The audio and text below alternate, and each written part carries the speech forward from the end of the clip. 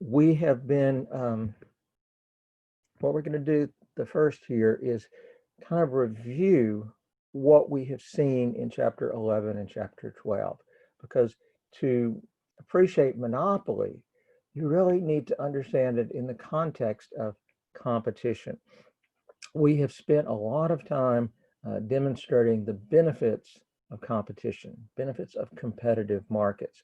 We said that if firms are competing with each other for business, competing to make profit, then unless there's some kind of externality, we get an outcome that has some very nice properties. For one thing, we saw that each firm has an incentive to minimize its cost of production because its goal is to make profit.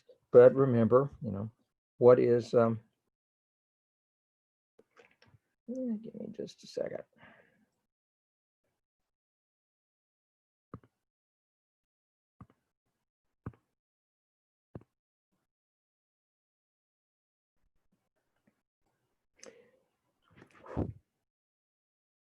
All right, each firm's goal is to maximize profit. What is profit? Total revenue minus total cost. So for a firm that is maximizing its profit, it will be minimizing the total cost of whatever quantity it chooses to produce. So that's a good thing. They have an incentive to operate efficiently.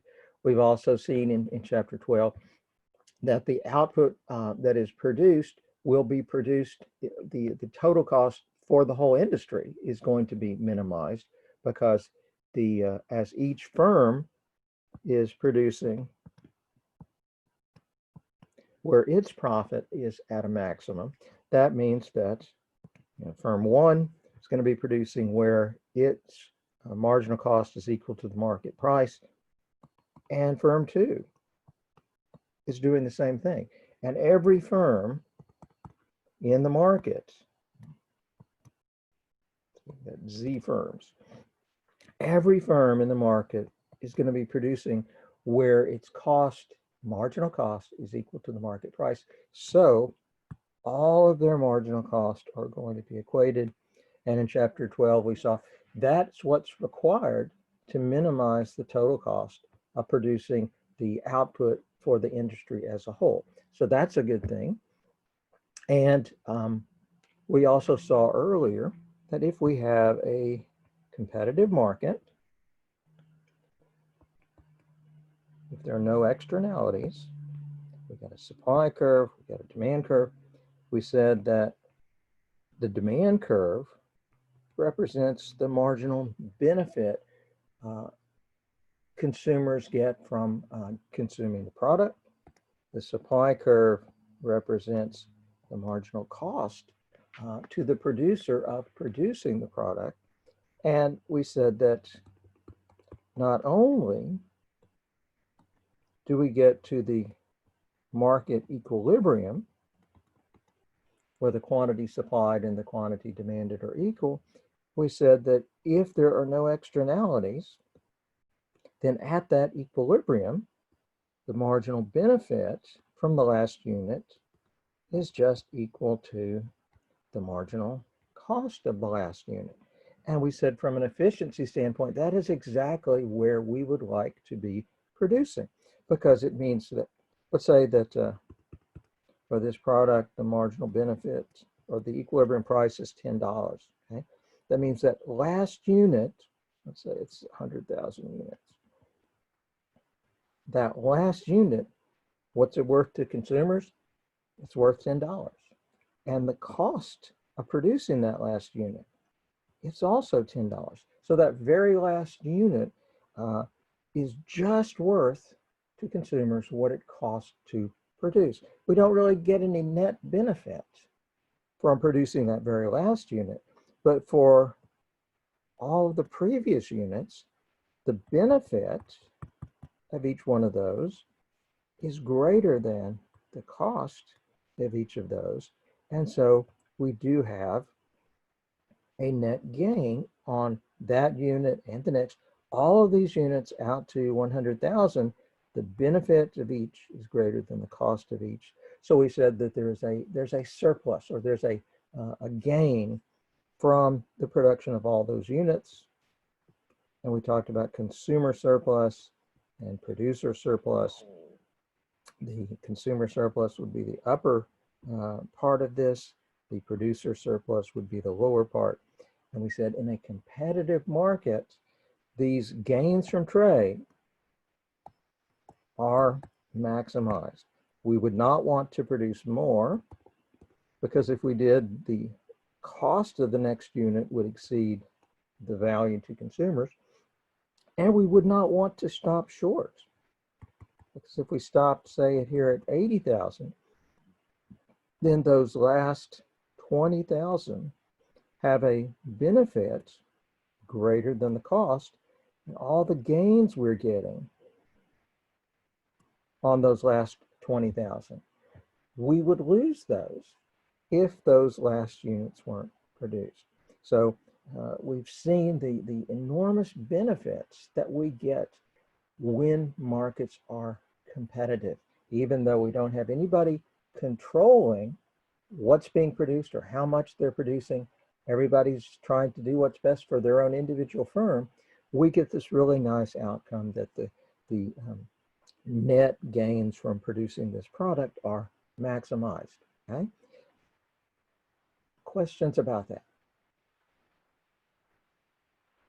Well, the reason we don't like monopoly is because when we have monopoly, it interferes with achieving that outcome. Think about this situation. Let's say we have a product where there's a demand for the product. Let's say the marginal cost of producing an extra unit in this product is only 50 cents. And we're going to assume that it's just constant. Okay? That no matter how many units get produced, the cost of producing an extra unit is just 50 cents. Okay? Well, what if the price of this product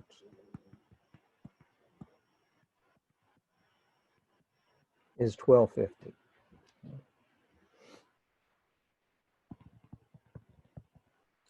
Think about what's happening here. If the price is $12.50 and the marginal cost of producing an extra unit is 50 cents, is that an outcome that we would look at that and say, this looks like a good thing, this looks efficient? Do you see any problems with this situation?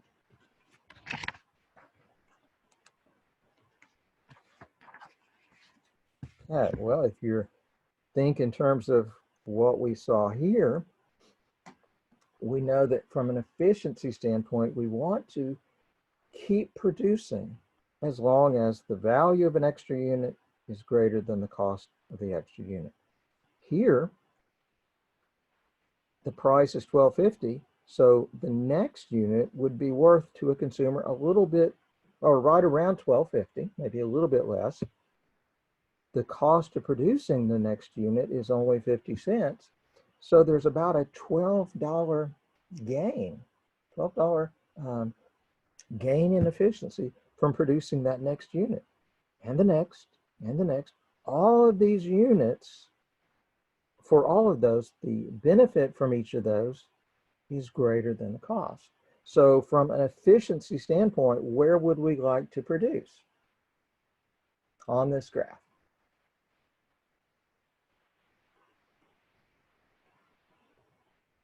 Remember, we said from an efficiency standpoint, we compare what is the marginal benefit of an extra unit to the marginal cost.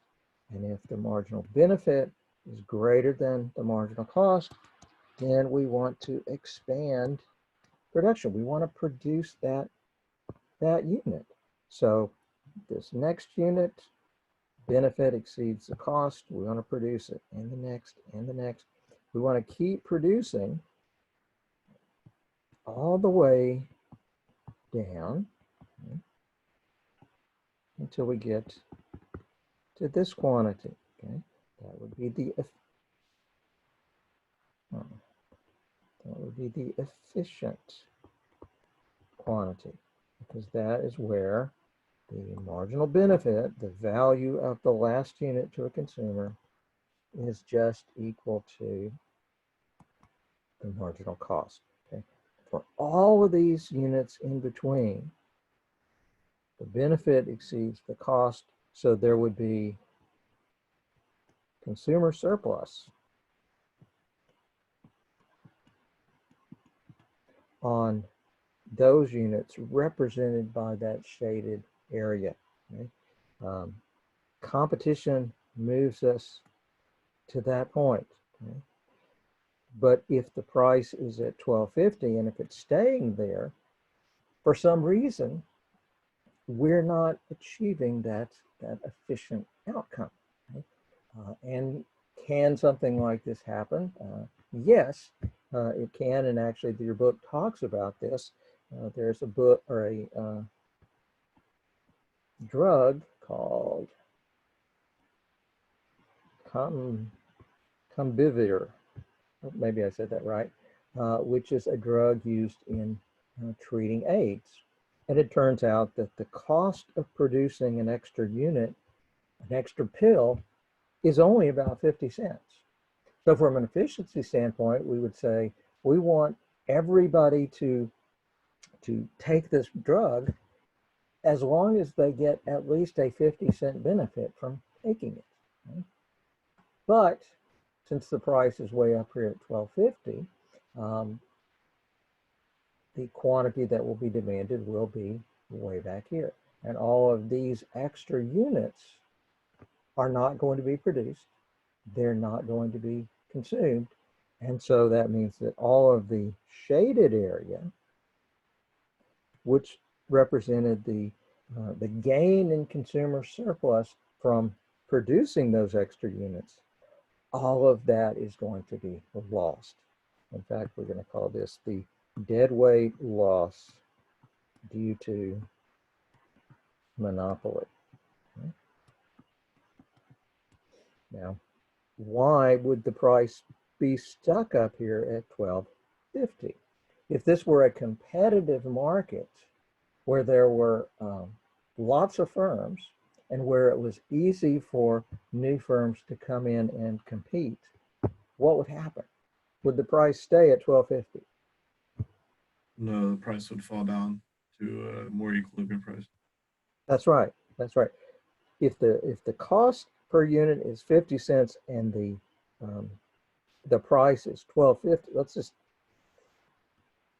we'll assume, make the assumption that their average cost of production is also 50 cents. That means that the firm that's producing this is making $12 of profit per pill. Okay? They're making lots and lots of profit. And we know that if this were a competitive market, that profit, under competition, profit always leads to entry. Supply would increase, the price would go down. There's no way that we would end up here if it were a competitive market. But in markets where entry is prohibited, then you don't get that entry, the price remains high, and all these gains that could have been enjoyed, nobody gets those. Okay? So why is the price high? Why is there no, well, the price is high because there's no entry. There's no entry because the firm has a patent.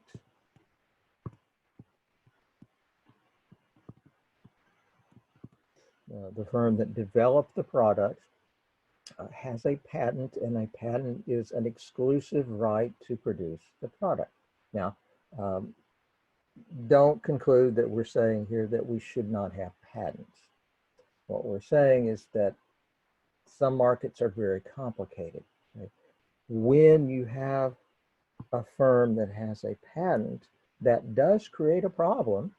It does create a loss in that price doesn't go down to 50 cents. The price remains very high, and we experience this deadweight loss.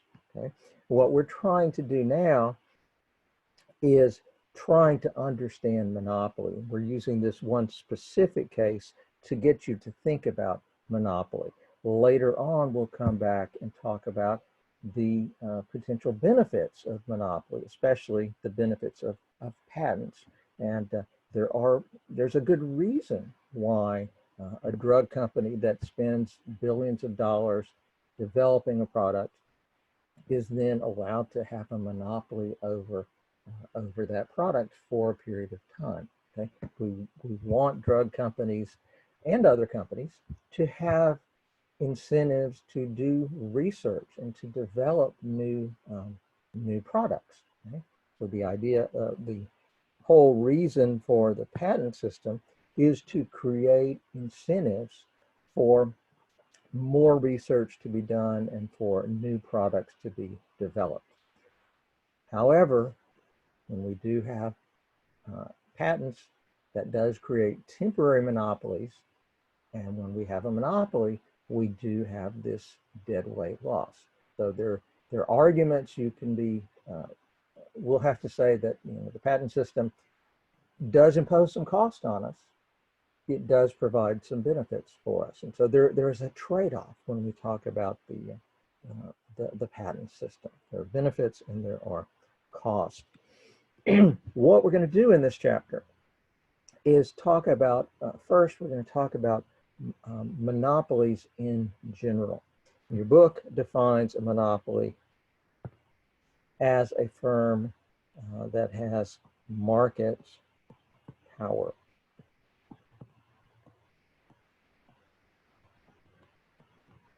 And they define market power as the power to raise price above marginal cost without fear that other firms will enter the market. Okay? Important to remember that.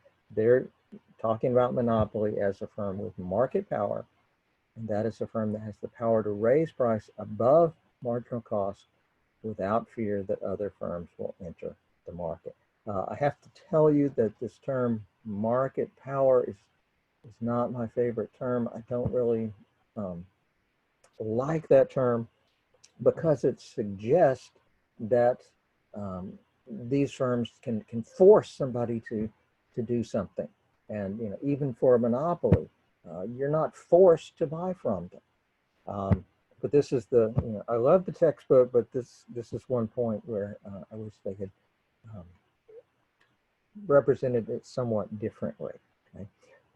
We're going to look at 5 different aspects of monopoly. We won't get to all of these today, but we'll get to the first few. We're going to look at first at exactly what does a firm do if they're a monopoly, if they have this market power.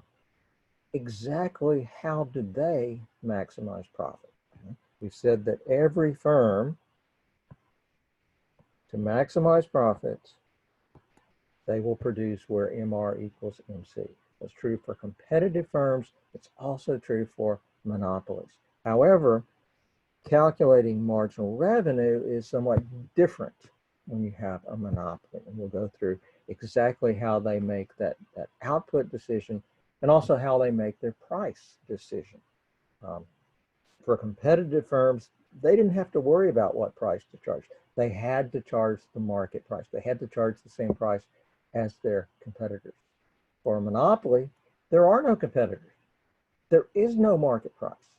So for a monopolist, the monopolist has to decide what price am I going to charge and what quantity am I going to produce. Those are both important questions, and they are not independent questions, because once the firm decides what price to charge, that will determine the quantity it's going to be able to produce. So it's really just one question with 2 parts to it.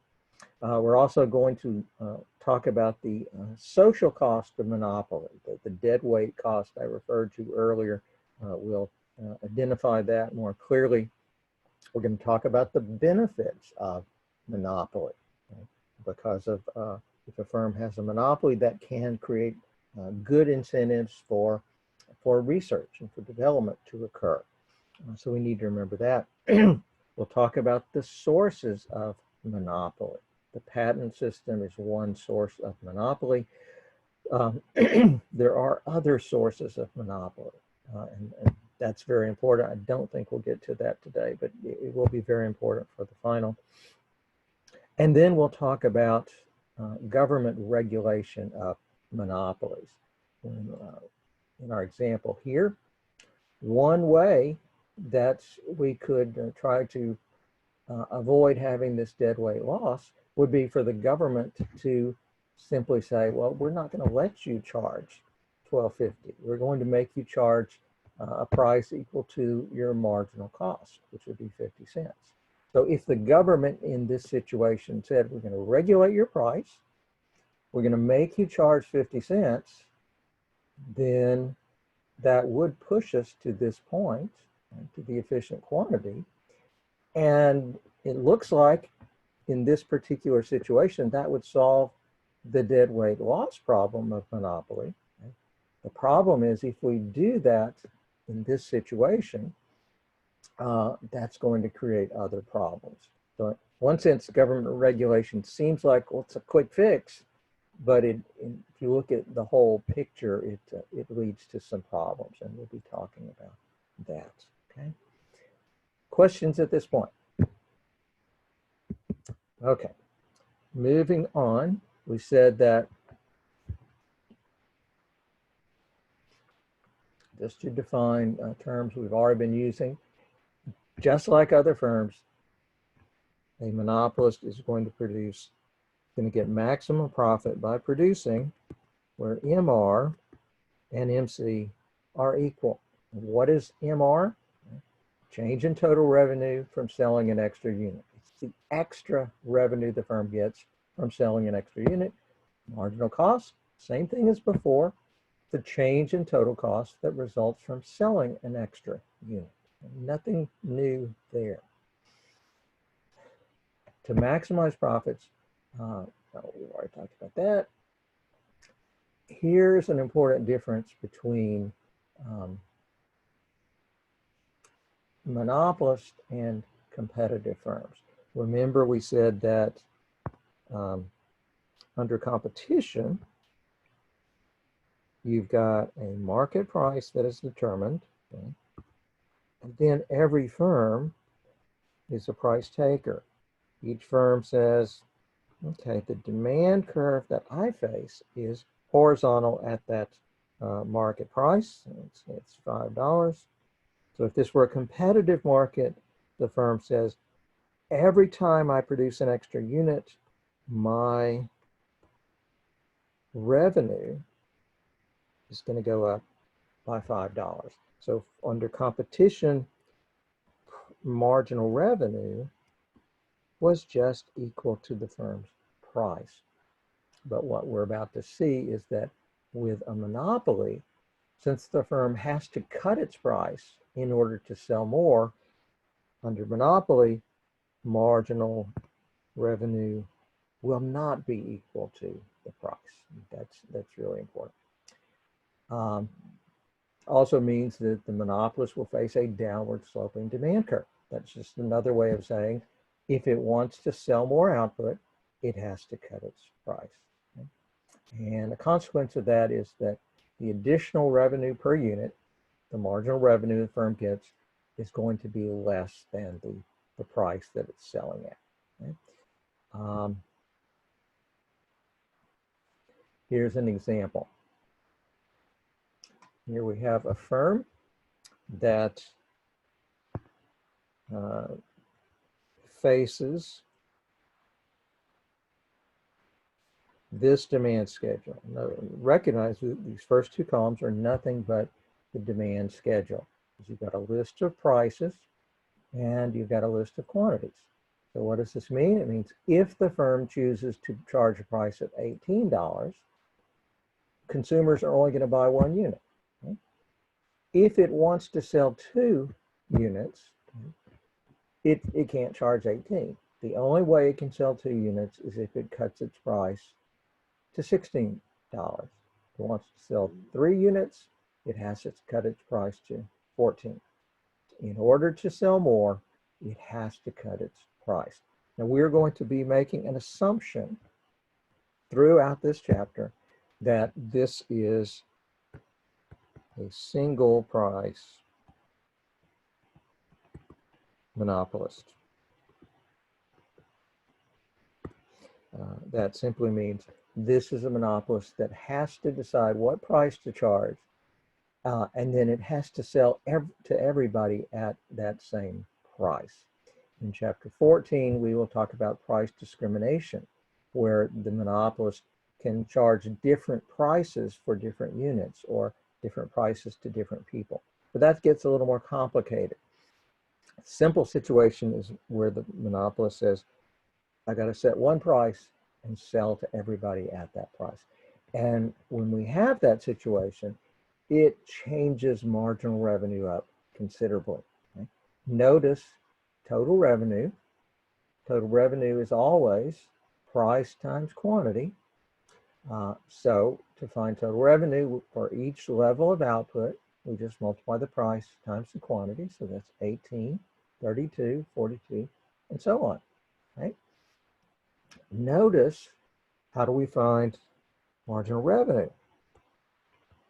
Marginal revenue is the change in total revenue over the change in quantity. It's the extra revenue the firm receives when it produces or when it sells an extra unit. Notice we're not talking about profit here.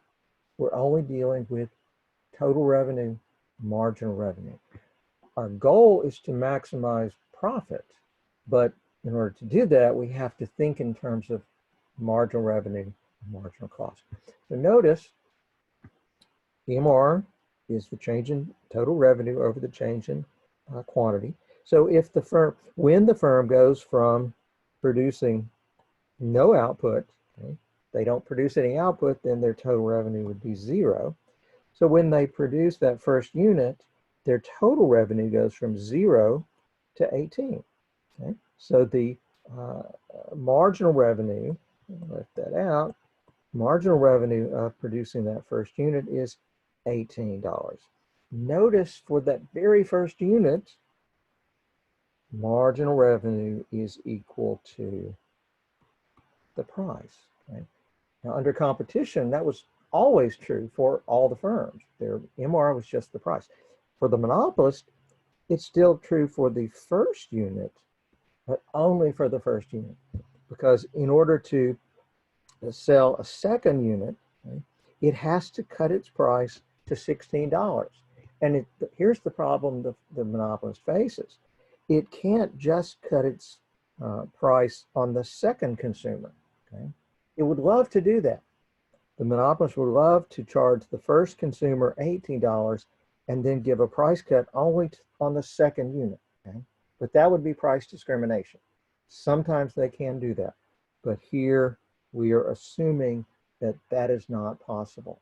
So if they want to sell to that, if they want to sell the second unit, they have to cut their price for everybody, for every unit, to 16.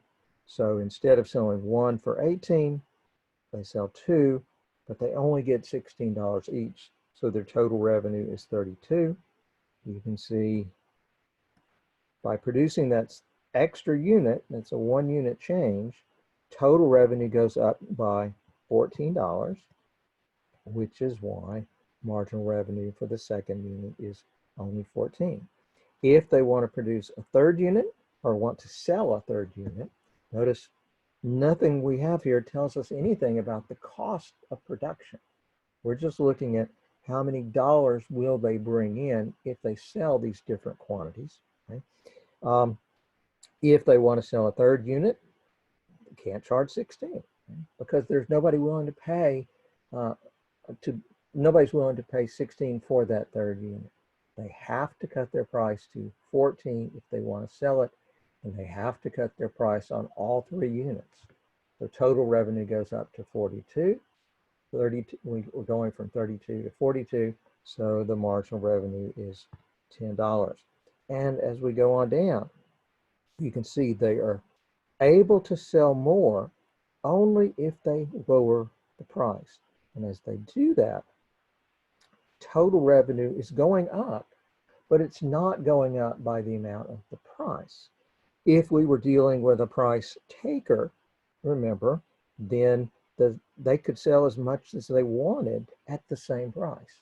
Since we're a price taker, then it would be 18, 18, 18, all the way down. And marginal revenue would be 18 for every unit. But for the monopolist, okay, he is not a price taker. He's a price searcher. He has to figure out what is the best price. And so marginal revenue is going to be below it is going to drop as the firm is producing more and more output. Okay. So let's draw what this is going to look like. We've got a downward sloping demand curve. And we've seen that for the very first unit, marginal revenue and price were equal. But as the firm is producing more, the price they can charge is moving down the demand curve, but marginal revenue is always below the price. And the marginal revenue curve is going to look something like this. Okay. Easy way to draw the curve in a way that is realistic. You draw the demand curve in first. The marginal revenue curve will always intersect the axis at the midpoint between the origin and this intercept. Okay? So if you just take that distance, find the midpoint, that's where the marginal revenue curve is going to go through. You don't need to understand why that is, but if you remember that, it will help you to draw your curves accurately. Okay? So notice for the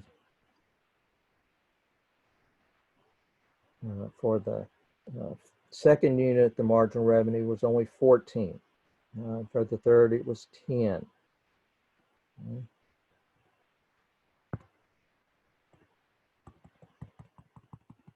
So for the second unit, price is 16. The marginal revenue was less. For every quantity, the marginal revenue is going to lie below the price. Okay? Remember, in deciding how many units to produce, what does the monopolist focus on? Very important. Really the key to understanding all of this and to getting right answers is to know what to focus on. The goal is to maximize profit. How do they do that? Well, they pick the price and the quantity that will give maximum profit. Okay? But to find that price and quantity that gives maximum profit, they have to know what to focus on. And they have to focus on marginal revenue and marginal cost. We think of producers as being focused on the price, and obviously the price is very important, but even more fundamentally is, or more fundamental, marginal revenue is key to determining what quantity is going to give the firm maximum profit. Okay? Because every time they produce more, marginal revenue is actually telling you the benefit the firm is getting. It's more important to them than what the price is. For example, going back to, actually let's continue down to the sixth unit. Okay? What if the firm is thinking about, should we produce the sixth unit? Okay? If they sell 6 units, they can charge $8 and still sell 6 units. What if the firm's marginal cost was $6.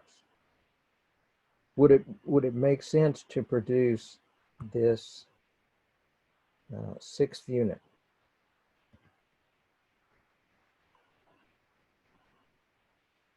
He produces it, he can charge $8 for it. Right? So you might think, well, he's going to get $8 for it. His marginal cost is only $6, so maybe you should do that. Okay? No, that would be the wrong. That would be focusing on the wrong thing, because even though he is selling that sixth unit at a price of $8, what's important is his marginal revenue. In order to sell that sixth unit, he has to cut his price not just on the sixth unit, but on all of the other units as well. So when he chooses to go from 5 to 6, he's selling an extra unit and he's getting $8 from that sixth unit. But in order to sell that extra unit, he had to cut his price on the first 5 units by $2 a piece. So he's losing $2 on each of the first 5 units. So what happens to his revenue is a little complicated. Yeah, he's getting an extra 8 units from the customer who buys the 6th unit, but he's losing $2 on the first 5 units. So in total, his revenue is actually going down. So he definitely would not want to produce that 6th unit, because not only would it reduce his profit, his revenue actually would decrease as well. Okay, and here we see another graph that looks nicer than mine. If the firm is producing at this price or this point, if they're charging 16 and they're selling 2 units, the graph shows you what happens when they choose to produce that 3rd unit. Okay? The green shows you the extra revenue from selling the 3rd unit, because that is 1 extra unit, and they are getting $14 on that extra unit. So the area of that extra revenue is $14. But in order to sell that extra unit, they had to the 2 units that they could have been producing and selling at a price of 16, they now have to sell it for only 14. So they are losing $2 on each of the first 2 units. So they are losing this revenue, they are gaining that revenue. And so the overall effect is to, they're gaining 14, they're losing 4, so the net effect is to increase the firm's revenue by $10. Okay? All of that to give you a graphical demonstration that marginal revenue is going to be below the price. And in deciding what price, what quantity to charge, the firm has to focus not on price, but on marginal revenue. Okay? Any questions on that? Okay. Okay, and this is just showing you what I said before. To draw the graph correctly, you just take this interval, find the midpoint, and that's going to draw your MR curve between this intercept and that intercept. Okay. Check yourself out. For a firm with market power, by definition, that means marginal revenue is going to be lower than the price, because we need demand curve.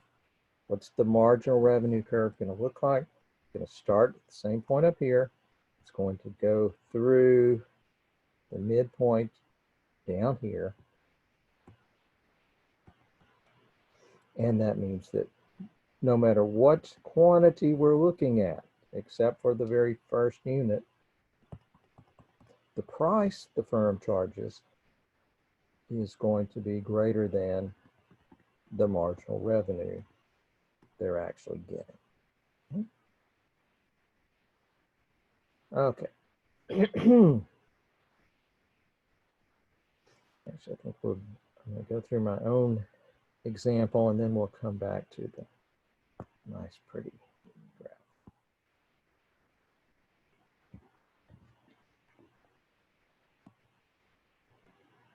Demand curve here. The marginal revenue curve here. And marginal cost curves. Generally, we have assumed that they are upward sloping, but to keep the math a little simpler, in this example, they are assuming that the marginal cost is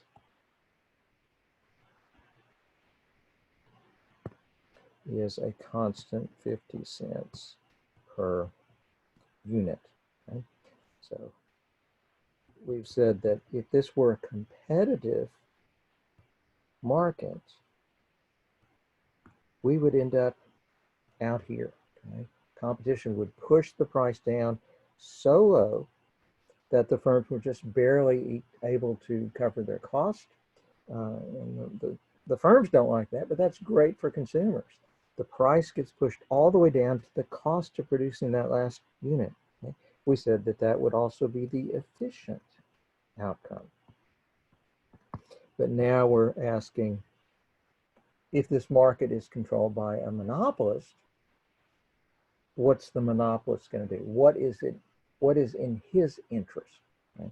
And just as for all firms, I'm sure you're tired of hearing me say this, but hopefully you'll remember it when you get to the exam. The monopolist, foremost in his mind, is marginal revenue equals marginal cost. Okay?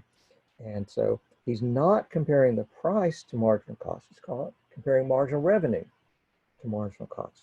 Okay? And so to find the profit maximizing outcome, we simply look where MR and MC are equal. And here's the marginal revenue curve. Here is the marginal cost curve. Clearly, they intersect at that quantity. Let's see. And in the graph, they assume this is at 80. Okay. They assume that's 80. Okay. So what we're about to do here is a little bit complicated, but it's really important. And understanding how to do this exactly right is really important. Once you understand it, it's not hard, but you've got to follow the right sequence. How do we determine the profit maximizing price and quantity for a monopolist? First, you remember, find where MR and MC are equal. Identify that point. Okay? That determines the quantity that is going to be produced. Okay? That's the first thing we're trying to identify. Here's where people make the mistake. You'll have to also figure out what price are they going to charge. Okay? And people they absorb the idea MR is really important, and they forget that, well, price is also important. You use marginal revenue to find this point and to identify the quantity, but is the firm going to charge 50 cents? If they charge 50 cents, they'll be able to sell a lot more, but we'll be at the competitive outcome. Okay? They won't make any profit if they're selling at 50 cents. Yes, MR is important. Yes, it's critical that you identify that point first and you identify the quantity that will be produced. But then the step you have to remember, the one that people tend to forget, is you ask, well, given that I know they want to produce 80 units, what is the highest price they can charge and still sell that profit maximizing quantity? Okay? And just think about it. If they want to sell 80 units, how do you find the highest price they can charge? Well, you just read up to the demand curve and you read over. Okay? And we're assuming that the price there is $12.50. Okay? So we have identified the price they're going to charge. We've identified the quantity the monopolist is going to produce. Okay? Where's their profit? Okay? Well, we're going to, let's see, stick with what they do. Here, they're going to assume that the average cost curve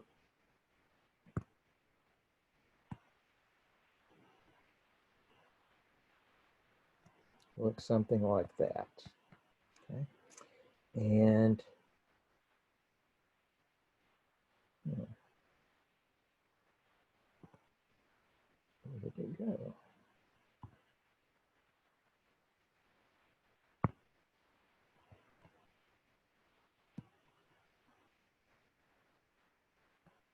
Okay. So how do we identify the profit the firm is earning? Well, this is the last step in the process. And if you get out of the sequence, you will get the wrong answer. But if you follow the right sequence, you will get the right answer.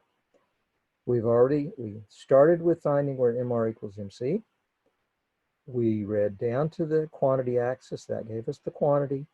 We then said, what's the highest price the firm can charge and still sell this quantity that gives maximum profit? We read up to the demand curve. We read over. That gave us the price. To find profit, remember profit is, what's the equation?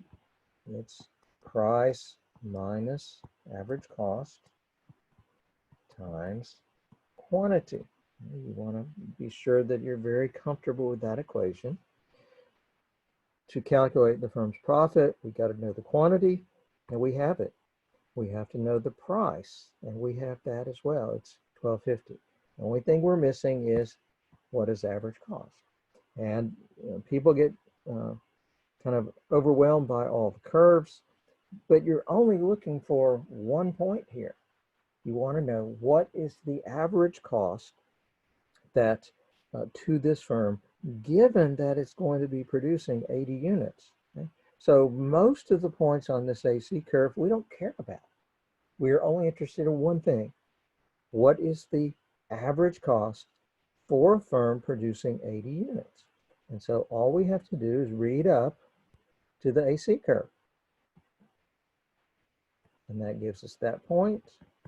We read over to the axis, and we are told to assume that the average cost is $2.50.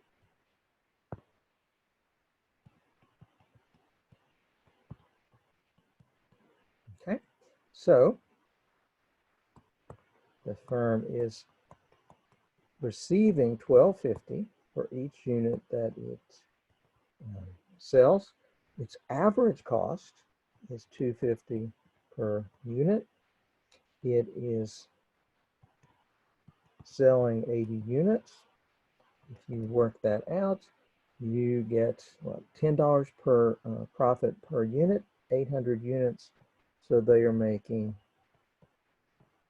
total profit of $800. Okay? I can't tell you how important it is to understand what we went through in this graph. Okay? We're not going to get to everything in the chapter, but this is the essence of how a monopolist sets its price, chooses its quantity, and how we calculate its profit. And so if you understand this graph, I promise you there will be a number of questions on the exam that will, if you understand how to do this, they will be simple. And if you don't understand it, you won't get the right answer. Okay? Any questions here? Okay. Well, I'll ask some questions about this. We've already said that this point, this quantity would be the efficient outcome. What if we go to this monopolist and we say, hey, these extra units, that 81st unit, it's worth about $12.50 to somebody, and your cost is only 50 cents. So there's a $12 gain in welfare if you produce that extra unit. You ought to produce that unit, and you ought to keep producing until you get out to here. Okay, we'll all be better off if you produce out to here.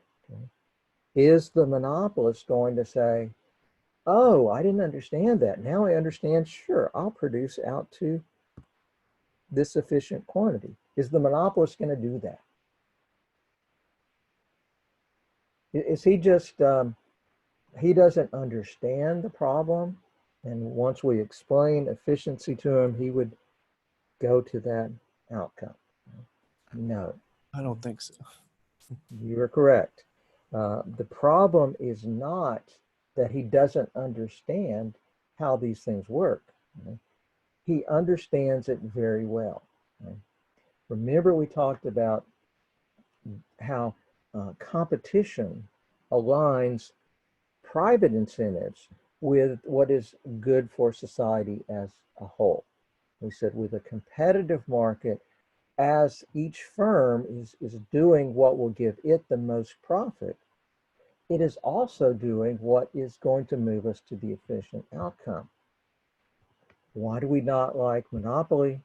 Because with monopoly, what is best for the producer is not in alignment with what is best for society as a whole. Because what we have laid out here is exactly what is best for the producer. Right? If we made our case and said, don't you want to produce out here and lower your price, he would say, if he's honest with us, he'd say, well, no, I don't want to do that. And yeah, you're right, that would be good for society as a whole in terms of efficiency, but he is absolutely correct that it is not in his interest to cut the price, because he sees that if he produces one extra unit, he's going to have to cut his price, not just on the 81st unit, he has to cut his price on all 81 units. And he is absolutely correct that by cutting his price a little to sell that extra unit, his marginal revenue is going to be something less than 50 cents. Okay? If he produces the 81st unit, he's going to bear a cost of 50 cents. His revenue is going to go up by less than 50 cents. So by producing that 81st unit, his profit is going to go down. For a monopolist, what is in his interest is to produce at this point where MR and MC are equal. And the problem with that from an efficiency standpoint is that the price of the product, which we see here, is greater than marginal cost. Okay? Remember, price represents marginal benefit. So we look at this monopoly outcome and we say, well, this is not efficient.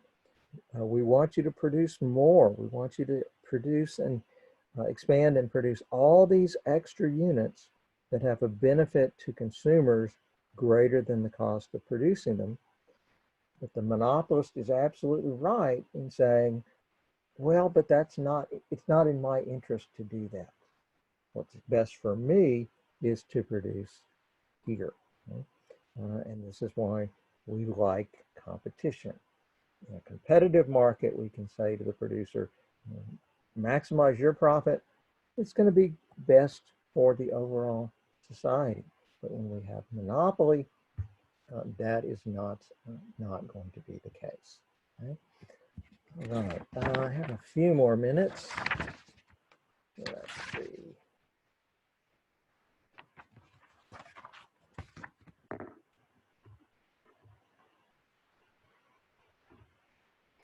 Okay, take a look at this graph. Here, remember we said that our definition of having market power was that the firm can charge a price that's greater than the marginal cost of producing the product. If you have a competitive market, then we saw that competitive markets, the demand curve each firm faces is horizontal. Okay? So the firm has no market power.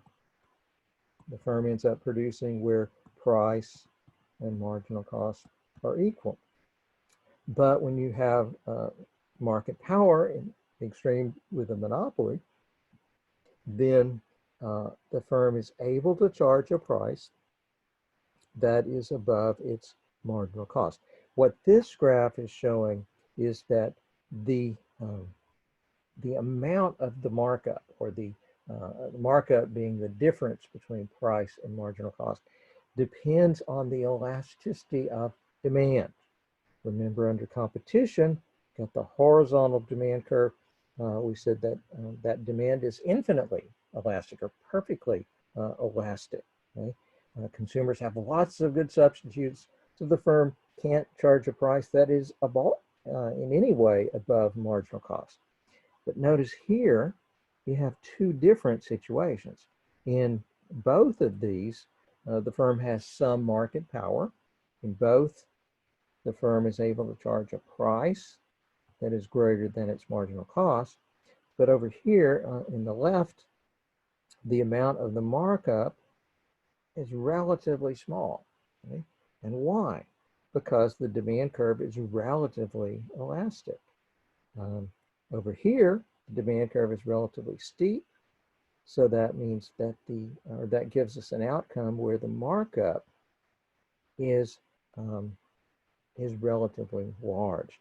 The more elastic the demand is, the less market power firms are going to have.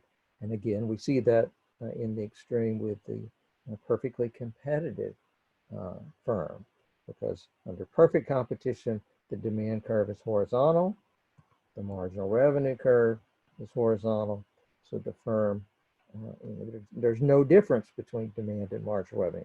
But as the demand curve becomes steeper, okay, if you started out horizontal, as the demand becomes steeper, then the marginal revenue curve diverges more and more from the demand curve. If you have a monopoly or a monopolist who is selling a product where the demand is relatively elastic, then the monopolist is not going to be able to charge much of a markup, a price much higher than the marginal cost. If you have a monopoly over a product where the demand is inelastic, then the markup is likely to be very high. Think about why that makes sense. What was the key determinant of whether demand for a product is elastic or inelastic? There were several things that are important, but there was one that was especially important. Demand will be especially elastic if consumers have lots of what? Substitutes. Lots of substitutes. Okay? And if consumers don't have many substitutes, then demand tends to be inelastic. One of our examples of highly inelastic demand was the demand for insulin. There's no good substitute for it. Okay? And since there's no good substitute, that means that as the producer raises his price, consumers continue to buy pretty much the same quantity because they can't shift into some other substitute. Whereas if there are lots of substitutes, as we have over here, demand is relatively elastic. As the firm raises the price, they're going to lose a lot of customers. Okay? So kind of a summary, monopolies charge a higher price and produce less than competitive firms. We've seen that a number of times now. Monopolies reduce total surplus. Okay? Total surplus, or gains from trade, is just consumer surplus plus producer surplus. Okay? This implies a deadweight loss. It's referring to the efficiency gain or the welfare gain that we could have had if the units that didn't get produced were produced. Going back to our example, from an efficiency standpoint, we want to, wait, what am I doing here? Sorry about that.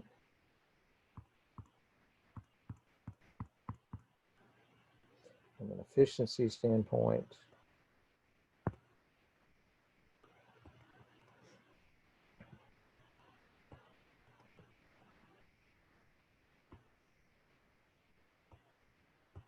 we want to be producing right here where price and marginal cost are equal. If we're producing there, then the consumer surplus,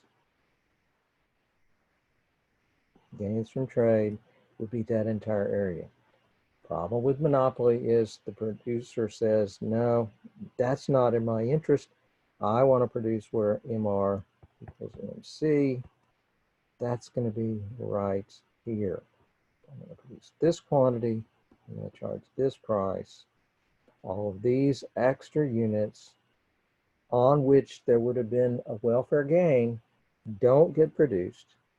So all of these, or this area, the gains we could have had become a deadweight loss, a loss that it's something that would have been good, but we don't get it. So it is a loss.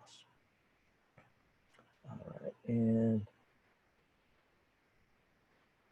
this is a really good graph, much better than mine. In both of these, you've got the same demand curve, you've got the same supply curve. Remember, supply is a marginal cost curve. The difference between these two graphs, I say this is a really important graph to understand and remember. In the left, we're saying if we have competitive conditions in this market, where lots of firms that are competing against each other, what's going to happen? On the right, we're saying, what if we only have one producer and he has no competition, and for one reason or another, there are barriers to entry. There's something that prevents other firms from coming in and competing. Okay? Well, in the left, equilibrium is going to be here. Okay? That's the market equilibrium, but it is also the efficient quantity. It is the optimal quantity. That's where we would like to be at, because the consumer surplus, gains from trade, is at a maximum. That's ideal. That's where we want to be. So, we encourage competition. If we have everything the same except there's only one firm, then that firm does not have an incentive to go to here.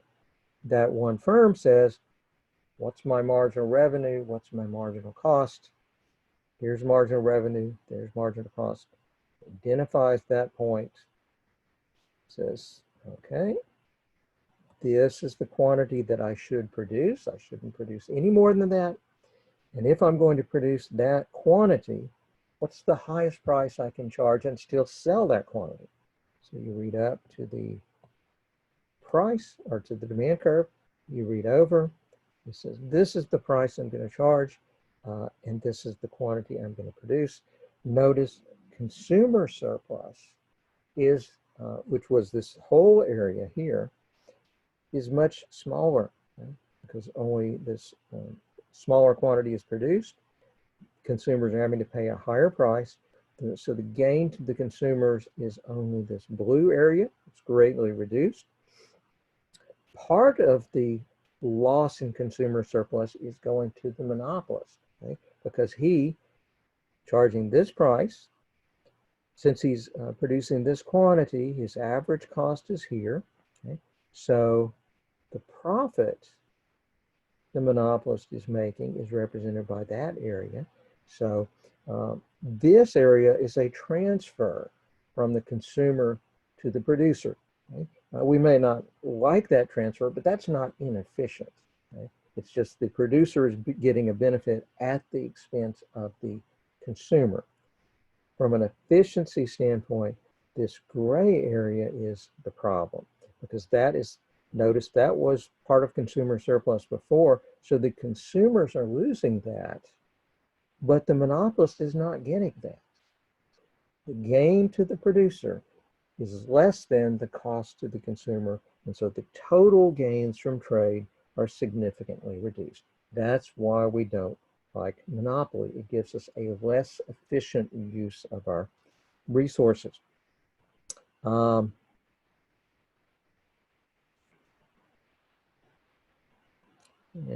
self-check.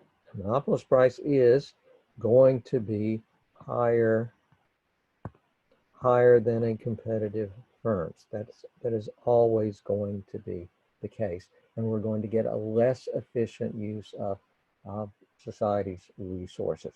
Okay, we haven't covered, there's a lot in chapter 13 that we have not covered yet, especially talked about the benefits of monopoly in terms of greater incentives to do research. We haven't talked about the source of monopoly except for patents. We will get to that material